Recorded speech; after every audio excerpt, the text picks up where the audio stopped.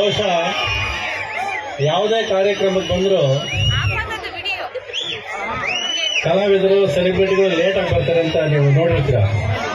ಆದರೆ ನಾನು ಯಾವತ್ತೂ ಲೇಟಾಗಿ ಹೋಗಿಲ್ಲ. ನಾನು ಯಾವಾಗ ಆನ್ ಟೈಮ್ ಬರೋದಕ್ಕೆ ಇಷ್ಟಪಡ್ತೀನಿ. ಆದರೆ ಇದೇ ಮೊದಲನೇ ಸರಿ ಬರಬೇಡಿ ಸರ್ ಲೇಟಾಗಿ ಬನ್ನಿ ಅಂತ ರೋಡಲ್ಲಿ ಕೂರಿಸಿದ್ರು ನಾನು ತುಂಬ ಹೊತ್ತು. ಅಂದರೆ ನಾವು ಹಾಕೋ ಲೆಕ್ಕಾಚಾರ ನಡೆಯೋದಿಲ್ಲ. 6:30ಗೆ ಬರ್ಬೇಕು ಸರ್ ಅಂದರು. ನಾವು 6:30 7:30 ರೋಡಲ್ಲಿ ಕೂತಿದ್ವಿ ನಾವು. ಆಮೇಲೆ ಈಗ ಹೊರಡಿ ಸರ್ ಅಂದರು.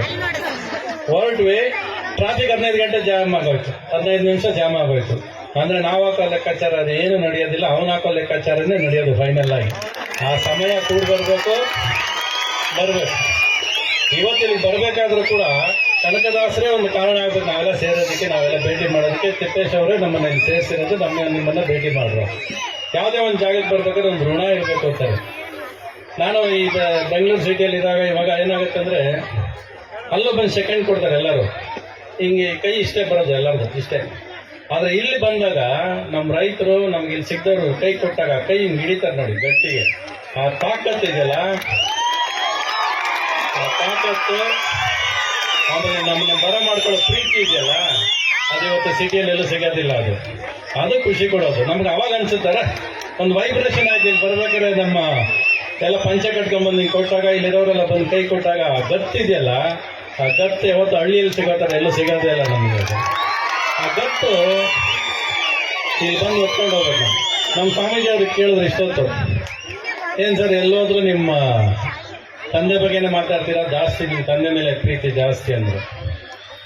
ನಮ್ಮ ತಂದೆ ಇವತ್ತವರೆಗೂ ನೀನು ಈಗ ನಡ್ಕೋಬೇಕು, ನೀನು ಈಗ ಇರಬೇಕು, ನೀನು ಹಾಗೆ ಮಾಡಬೇಕು ಅಂತ ಒಂದು ದಿವಸ ಹೇಳ್ಕೊಟ್ಟಾರಲ್ಲ ನನಗೆ. ಅವ್ರಿಗೆ ನಾನು ಹೇಗಿರ್ಬೇಕು ಅನ್ನೋದು ಅನ್ಕೋತೀವಿ ನಾವು. ಫೋನ್ ನಿಂತ್ಕೊಂಡು ಎಲ್ಲ ಇನ್ಸ್ಟಾಗ್ರಾಮಲ್ಲಿ ಕೂತಿರ್ತಾರೆ ಎಲ್ಲರೂ ಇವತ್ತು. ಸೊ ನಾನು ಇವಾಗ ಬಹುಶಃ ತುಂಬ ಜನ ಅಂದ್ಕೊಂಡಿರ್ಬೋದು ಏನು ರವಿಚಂದ್ರನ್ ಸಿನಿಮಾನೇ ಮಾಡ್ದಿಲ್ಲ ಬಿಟ್ಬಿಟ್ಟಿದ್ದಾರೆ ಅಂತ. ಹೋದ ವರ್ಷ ಎಲ್ಲ ಕಡೆ ಹೇಳ್ಕೊಂಬಂದೆ, ಪ್ರೇಮ್ ಲೋಕ ಶುರು ಮಾಡ್ತೀನಿ ಅಂತ ಹೇಳಿದೆ. ಶುರು ಆಗಿದೆ, ಹಾಡಿನ ಕೆಲಸ ಮುಗಿದಿದೆ. ಅಂದರೆ ಆ ಸ್ಪೀಡಲ್ಲಿ ಮಾಡೋಕ್ಕಾಗಲ್ಲ, ಯಾಕೆಂದರೆ ಕಥೆನೂ ಸ್ವಲ್ಪ ಖಾಲಿ ಇದ್ದೇನೆ ಅಂದು ಕಥೆನ ಅವಾಗ ತುಂಬಿಸ್ಕೋಬೇಕು. ಆ ಕಥೆನ ಸರಿ ಹೋಗ್ತಿದ್ದಂಗೆ ಕಿಸೆ ತುಂಬುತ್ತಿದ್ದಾಗೆ ಪ್ರೇಮ್ ಲೋಕ ಶುರು ಆಗುತ್ತೆ ಈಗ. ಬಟ್ ಹಾಡಿನ ಕಾರ್ಯಕ್ರಮ ಮುಗಿದೋಗಿದೆ ಇವಾಗ. ಬಟ್ ಇವಾಗ ಅದು ಆ ಸಿನಿಮಾ ಮಾಡೋದಕ್ಕೆ ಏನು ತೊಂದರೆ ಆಗುತ್ತೆ ಅಂದರೆ, ಆ ಇಡೀ ಸಿನಿಮಾ ಕಥೆ ಬರೆದಿರೋದು ಸುಮಾರು ಹಾಡುಗಳಿದೆ. ಅದು ಆ್ಯಕ್ಚುಲ್ ಆಗಿ ಕಾಮನ್ ಪೀಪಲ್ ಜೊತೆನೇ ಸಿನಿಮಾ ಮಾಡಬೇಕು, ಜನಗಳ ಮಧ್ಯೆ ಸಿನಿಮಾ ಮಾಡಬೇಕು, ಬೀದಿಗೆ ಇಳಿಬೇಕು, ಅವ್ರನ್ನ ಪಾತ್ರವಾಗಿ ಆ್ಯಕ್ಟ್ ಮಾಡಬೇಕು ಅನ್ನೋದು ಒಂದು ದೊಡ್ಡ ಕನಸದು. ಬಟ್ ಅದು ಇವಾಗ ಬೆಂಗಳೂರಲ್ಲಿ ಎಲ್ಲೇ ಇಳಿದ್ರು ಶೂಟಿಂಗ್ ಮಾಡೋಕ್ಕೆ ಆಗ್ತಿಲ್ಲ. ಜನ ಸೇರೋ ಇದರಲ್ಲಿ ನಮಗೆ ಶೂಟಿಂಗ್ ಮಾಡೋಕೆ ಆಗ್ತಿಲ್ಲ. ಸೊ ಅದನ್ನು ಪದೇ ಸ್ಟೇಜಲ್ಲಿ ಹೇಳ್ತಾ ಇರೋದು ಏನಂದರೆ, ನಾನು ಯಾವುದೇ ಬೀದಿಗೆ ಬಂದರೂ, ಎಲ್ಲೇ ಶೂಟಿಂಗ್ ಮಾಡೋಕ್ಕೆ ಬಂದರೂ ಜನ ಕೋಆಪ್ರೇಟ್ ಮಾಡಿದ್ರೆ ಮಾತ್ರ ಆ ಪ್ರೇಮ್ ಲೋಕ 2 ಶುರು ಆಗೋದಕ್ಕೆ ಸಾಧ್ಯ. ಯಾಕಂದರೆ ಅವರು ಪಾತ್ರಗಳಾಗಿ ಸಿನಿಮಾದಲ್ಲಿ ಬರಬೇಕು, ಯಾರು ಶೂಟಿಂಗ್ ನಿಂತ್ಕೊಂಡು ನೋಡೋಂಗಿಲ್ಲ ಆ ಸಿನಿಮಾ ಮಾಡಬೇಕಾದ್ರೆ. ಆ ಥರ ಅದೊಂದು ಕನಸದು. ಬಟ್ ಅದು ಆದರೆ ಮಾತ್ರ ಅದು ಮಾಡೋಕ್ಕಾಗೋದು, ಇಲ್ಲಾಂದರೆ ಮಾಡೋಕ್ಕಾಗೋದಿಲ್ಲ ಆ ಸಿನಿಮಾ. ನಾವು ಸೆಟ್ ಹಾಕೋದಕ್ಕಾಗೋದಿಲ್ಲ, ಯಾಕಂದರೆ ಇಡೀ ಊರೇ ಸೆಟ್ ಹಾಕಬೇಕಿಲ್ಲ ಅಂದರೆ. ಆ ಊರು ಸೆಟ್ ಒಂದು 15 ವರ್ಷದಿಂದ ನಮ್ಮ ಅಪ್ಪಾಜಿದ್ರು ಹಾಕ್ಕೊಟ್ಟಿರೋರೇನೋ. ಇವತ್ತು ನನಗೆ ಆ ತಾಕತ್ತಿಲ್ಲ, ಬಟ್ ಆ ತಾಕತ್ತು ಇನ್ನಿಷ್ಟರಲ್ಲಿ ಬರುತ್ತೆ, ರೆಡಿ ಆಗ್ತೀನಿ ನಾನು, ಅದಕ್ಕೇನು ತೊಂದರೆ ಇಲ್ಲ. ಬಟ್ ಅದ್ರ ಮಧ್ಯೆ ಒಂದು ಸಿನಿಮಾ ಶುರು ಮಾಡಿದ್ದೀನಿ ನಾನು. ಅದು ಯಾರಿಗೂ ಹೇಳಿಲ್ಲ, ನಾನು ಪ್ರೆಸ್ಗೂ ಹೇಳಿಲ್ಲ, ಇನ್ನು ಯಾರಿಗೂ ಗೊತ್ತೂ ಇಲ್ಲ. ಅದು ಹತ್ತತ್ರ 70% ಸಿನಿಮಾ ಮುಗಿದೋಗಿದೆ. ಬಹುಶಃ ನನ್ನ ಬರ್ತ್ಡೇ ಒಳಗೆ ಆ ಸಿನಿಮಾ ನಿಮಗೆ ತಂದು ಒಂದು ಹಬ್ಬ ಮಾಡಿಸ್ತೀನಿ ನಾನು. ಅದರಲ್ಲಿ ಸುಮಾರು ಹಾಡುಗಳಿದೆ. ನಮ್ಮ ಯೂಶಲಾಗಿ ಯಾವುದೇ ಕಾರ್ಯಕ್ರಮಕ್ಕೆ ಹೋಗ್ಬೇಕಾದ್ರೆ ನನಗೆ ಸಾರಥಿಯಾಗಿ ಬರೋದು ನಮ್ಮ ದಿಲೀಪ್ ಅವರು ಇದ್ದಾರೆ ನೋಡಿ, ಇವರೇ ಬರೋದು. ನಾನು ಎಲ್ಲೋದ್ರೂ ಇವರೇ ಕಾರ್ಯಕ್ರಮಕ್ಕೆ ಜೊತೆಯಲ್ಲಿ ಬರೋದು.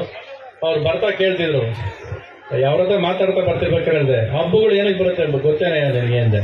ಏನಕ್ಕೆ ಅಂದೆ, ಹಬ್ಬ ಅನ್ನೋದು ಬರೋದೇ ಪ್ರತಿ ಸರಿ ವಾರ ಹೆಣ್ಮಕ್ಳು ಅಲಂಕಾರ ಮಾಡ್ಕೊಂಡು ಮನೆ ಮುಂದೆ ಗಲ್ಲಂತ ಓಡಾಡ್ತಾ ಇದ್ರೆ ಏನೇ ವಿರಸ ಕೋಪ ಇದ್ರು ಅವತ್ತು ಸೊರ ಹೋಗ್ತಾರೆ ಎಲ್ಲರೂ, ಮತ್ತು ಎಲ್ಲ ಸೇರ್ತಾರೆ. ಹಬ್ಬ ಬರೋದು ಈ ಥರ ಸಮಾರಂಭಗಳು ಬಂದ್ರೇ ನಾವು ನೀವು ಭೇಟಿ ಆಗೋದಕ್ಕೂ, ಒಬ್ರಿಗೊಬ್ರು ಮೀಟ್ ಮಾಡೋಕ್ಕಾಗೋದು, ನಗೋದಕ್ಕಾಗೋದು ಅಲ್ವಾ. ಎಲ್ಲರಿಗೂ ಹೊಟ್ಟೆ ಹಸಿತಾ ಇದೆ, ಎಲ್ಲ ನಿದ್ದೆ ಮಾಡ್ತಾ ಇದ್ರೆ ಏನೋ ಗೊತ್ತಿಲ್ಲ, ನನಗೆ ನಿದ್ದೆ ಬರ್ತಾ ಇದೆ, ನಿಮ್ಮನ್ನು ನೋಡ್ತಾ ಇದ್ರೆ.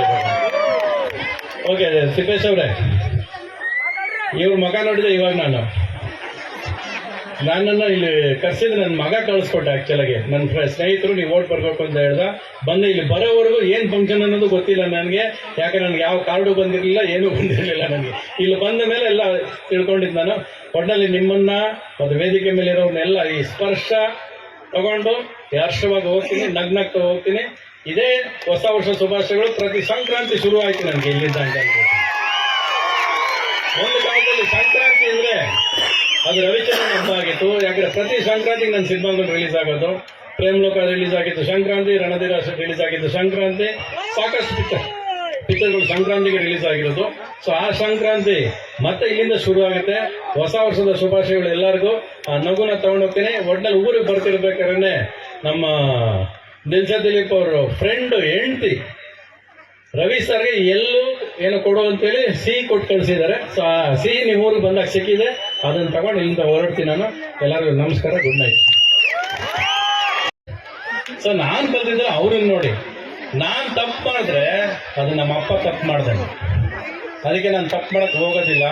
ಆದಷ್ಟು ಅವ್ರನ್ನ ನೆನಪಲ್ಲಿ ಉಳಿಸ್ಕೊತಾ ಹೋಗ್ತೀನಿ. ನಾನು ಯಾವಾಗ ಒಂದು ಮಾತು ಹೇಳ್ತಾ ಇರ್ತೀನಿ, ಸತ್ತವ್ರು ಯಾರೂ ಸಾಯೋದಿಲ್ಲ, ಮರೆತ್ರೆ ಮಾತ್ರ ಸಾಯ್ತಾರೆ ಅಂತ.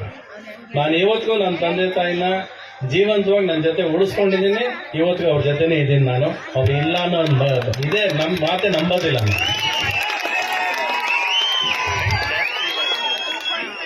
ನಾನು ಒಂದು ಚಿಕ್ಕ ವಿಷಯ, ಅದು ಪರ್ಸನಲ್ ವಿಷಯ ಅಂದರೆ ಹೇಳ್ತೀನಿ ನಿಮಗೆ. ನಮ್ಮ ತಾಯಿ ತುಂಬ ಮೈ ಹುಷಾರಿಲ್ಲದೆ ಇದ್ದರು. ಡಾಕ್ಟ್ರು ಬಂದರು, ಮ್ಯಾಕ್ಸಿಮಮ್ ಇನ್ನೊಂದು ವರ್ಷ ಬದುಕಿರ್ತಾರೆ ಸರ್ ಅಂತ ಡಾಕ್ಟ್ರು ಹೇಳ್ತಾರೆ. ನಾನು ಆಯಿತು ಸರ್ ನೋಡೋಣ, ನಿಮ್ಮ ಡಾಕ್ಟ್ರು ಮೆಡಿಸಿನ್ಸ್ ಕರೆಕ್ಟಾ ಇಲ್ಲ ನಮ್ಮ ಪ್ರೀತಿ ಕರೆಕ್ಟಾ ಅಂತೇಳಿ ನಾನು, ನನ್ನ ಹೆಂಡತಿ, ನನ್ನ ಮಕ್ಕಳು, ನನ್ನ ತಾಯಿನ 10 ವರ್ಷ ಉಳಿಸ್ಕೊಂಡ್ವಿ ನಾವು. ಅದು ಒಂದು ಸರಿ ಗರ್ವದಿಂದ ಅಹಂದಿಂದ ಹೇಳ್ತೀನಿ ನಾನು, ನಾನು ನನ್ನ ತಾಯಿನ ಉಳಿಸ್ಕೊಂಡೆ ಅಂತ. ಬಟ್ ಆ್ಯಕ್ಚುಲಾಗಿ ನಿಜ ಏನು ಅಂದರೆ, ನನ್ನ ತಾಯಿ ನನ್ನ ಜೊತೆ 10 ವರ್ಷ ಇರಬೇಕು, ಅವನು ಒಂಟಿ ಬಿಟ್ಟು ಹೋಗ್ಬಾರ್ದು ಅಂತ ಇದ್ದಿದ್ದೆ ನಿಜವಾದ ಸತ್ಯ ಅದು. ಆ್ಯಕ್ಚುಲಾಗಿ ನಾವು ಅನ್ಕೋತೀವಿ ನಾವೇ ಉಳಿಸ್ಕೊಂಡ್ವಿ, ಅಲ್ಲ, ಅವರು ಉಳಿದ್ರು ನನಗೋಸ್ಕರ. ಒಂಟಿ ಬಿಡಬಾರ್ದು ನನ್ನ ಮಗನ ಅಂತ. ನನ್ನ ತಾಯಿ ಎಷ್ಟೇ ಪಾರ್ಕಿಂಗ್ ಸೆನ್ಸ್ ಅಂದರೆ ಎಲ್ಲ ಮರ್ತೋಗ್ತಾರೆ, ಆಲ್ಝೈಮರ್ಸ್ ಅಂತಾರೆ, ಎಲ್ಲ ಮರ್ತೋಗ್ತಾರೆ. ಆದರೆ ಏನು ಮರೆತರು, ಆ ರವಿಯನ್ನ ಒಂದು ಹೆಸರನ್ನ ಮಾತ್ರ ಕೊನೆವರೆಗೂ ಮರಲಿಲ್ಲ. ಸೊ ಈ ಥರ ತಂದೆ ತಾಯಿ ಪ್ರೀತಿನ ನೋಡಿದವನು ನಾನು. ಅದಿಲ್ಲ ಅಂತ ಅನ್ನಿಸ್ಕೊಳ್ಳೋದಕ್ಕೆ ಸಾಧ್ಯನೇ ಇಲ್ಲ. ಅದನ್ನ ಮತ್ತೆ ಮತ್ತೆ ನಾನು ಮೈ ತುಂಬಿಸ್ಕೊಳ್ಳೋದು, ಆ ಪ್ರೀತಿ ತುಂಬಿಸ್ಕೊಳ್ಳೋದು ಯಾವಾಗಂದ್ರೆ ನಿಮ್ಮ ಮುಖದಲ್ಲಿ ನಗು ನೋಡಿದಾಗ, ನಿಮ್ಮೆಲ್ಲ ಪ್ರೀತಿ ನೋಡಿದಾಗ ಸರಿ ನಿಮ್ಮ ಪ್ರೀತಿಯಲ್ಲಿ ಕಾಣಿಸ್ತಾರೆ ನನಗೆ. ಇನ್ನು ನನಗೆ ರಾಜಕೀಯ ಗೊತ್ತಿಲ್ಲ, ರಾಜಕೀಯ ಮಾಡೋಕ್ಕೂ ಬರೋದಿಲ್ಲ. ಸಿನಿಮಾ ಸಿನಿಮಾ ಸಿನಿಮಾ ಇವತ್ತಿಗೂ ಅದು ಬಿಟ್ಟರೆ ಬೇರೆ ಏನೂ ಗೊತ್ತಿಲ್ಲ.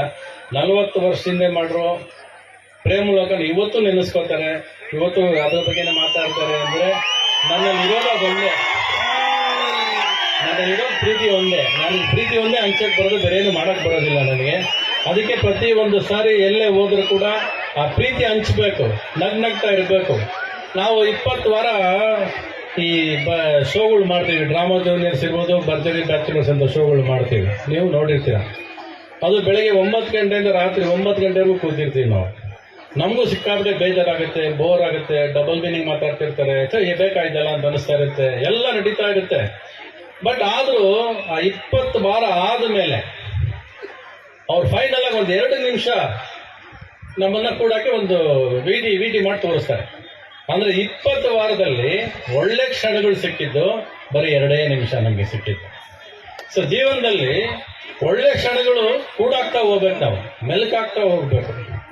ಎಷ್ಟು ಮನೆಯಲ್ಲಿ ಸಂತೋಷವಾಗಿ ಇರ್ತೀರೋ, ಎಷ್ಟು ನಗ್ನಾಗ್ತಾ ಇರ್ತೀರೋ, ಅದು ಎಷ್ಟು ನಗ್ತಿರೋ ಅಷ್ಟು ಜೀವನ ನಿಮ್ದು ಚೆನ್ನಾಗಿರುತ್ತೆ. ಮೆಲುಕಾಕೋ ಥರ ಕ್ಷಣಗಳನ್ನ ನೀವು ಕ್ರಿಯೇಟ್ ಮಾಡ್ತಾ ಹೋಗ್ಬೇಕು ಮನೆಗಳಲ್ಲಿ. ದುಃಖ ಮಾಡ್ಕೊಳ್ಳೋದ್ರಲ್ಲಿ, ಕೋಪ ಮಾಡ್ಕೊಳ್ಳೋದ್ರಲ್ಲಿ, ಸೋಷಿಯಲ್ ಮೀಡಿಯಾ ಇಟ್ಕೊಳ್ಳೋದ್ರಲ್ಲಿ, ಫೋನ್ ಇಟ್ಕೊಳ್ಳೋದ್ರಲ್ಲಿ ಏನೂ ಸಿಗೋದಿಲ್ಲ. ಪುಟ್ಕೋಸಿನೂ ಸಿಗೋದಿಲ್ಲ ನಮ್ಮ ಭಾಷೆಯಲ್ಲಿ ಹೇಳ್ಬೇಕಂದ್ರೆ.